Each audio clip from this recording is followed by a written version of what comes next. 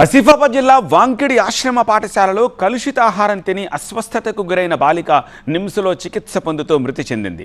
బాలిక మృతదేహాన్ని గాంధీ ఆసుపత్రికి తరలించి పోస్టుమార్టం నిర్వహించారు. విద్యార్థి సంఘాలు, గిరిజన నేతలు ఆందోళనకు దిగుతారన్న అనుమానంతో పోలీసులు భారీగా మోహరించారు. భద్రత మధ్య శైలజ మృతదేహాన్ని స్వగ్రామానికి తరలిస్తున్నారు. గాంధీ ఆసుపత్రి దగ్గర ప్రస్తుత పరిస్థితిని మా కరెస్పాండెంట్ ఏలేందర్ అందిస్తారు.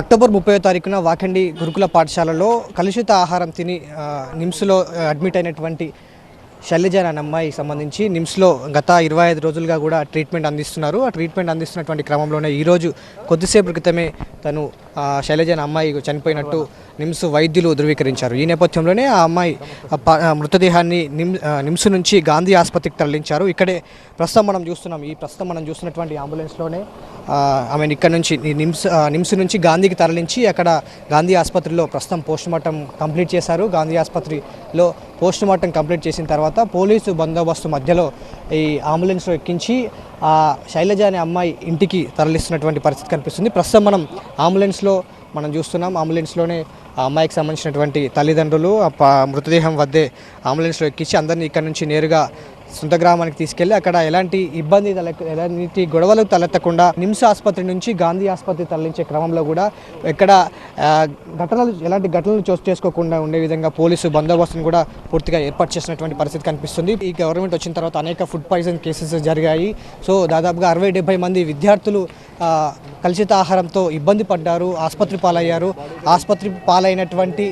ఆసుపత్రి పాలైనటువంటి అందరినీ కూడా వివిధ ఆసుపత్రుల్లో చికిత్స అందిస్తూ సీరియస్ అయినటువంటి 4 విద్యార్థులని కూడా నిమ్స్కి తరలించినటువంటి పరిస్థితి. నిమ్స్లో దాదాపుగా 25-30 రోజుల పాటు ట్రీట్మెంట్ తీసుకున్నటువంటి శైలజ అనే అమ్మాయి రీసెంట్గా ఈరోజు ఈవినింగ్ చనిపోయింది. చనిపోయినటువంటి అమ్మాయి మృతదేహాన్ని గాంధీకి తరలించారు. గాంధీలో పోలీసుల భద్రత మధ్య ఆమెని గాంధీలో పోస్టుమార్టం నిర్వహించి ఇక్కడ నుంచి తమ సొంత గ్రామానికి పంపిస్తున్నటువంటి పరిస్థితి కనిపిస్తుంది. ఇక్కడ నుంచి పోలీసులు ఎలాంటి గొడవలకు తావదీయకుండా, ఎలాంటి ఇబ్బందులకు చావు లేకుండా కూడా, ఎందుకంటే ఇతర పార్టీలకు సంబంధించి ముందు నుంచి కూడా ప్రతిపక్ష పార్టీలన్నీ కూడా ఇవన్నీ కూడా ప్రభుత్వ హత్యలే అని చెప్తూ కూడా ఇప్పటికే అనేక రకాలుగా కామెంట్స్ చేస్తున్నటువంటి నేపథ్యంలోనే గాంధీ ఆసుపత్రిలో ఎలాంటి ఘటనలు చోటు చేసుకోకుండా ఉండే విధంగా కూడా బందోబస్తులు ఏర్పాటు చేసినటువంటి పరిస్థితి కనిపిస్తుంది.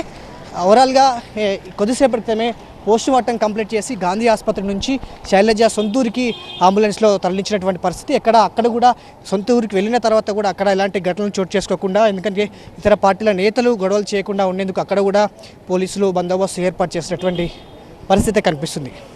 వీడియో జర్నలిస్ట్ శ్రీనివాస్తో రేందర్ రెడ్డి, టీవీ 9 గాంధీ ఆసుపత్రి నుండి.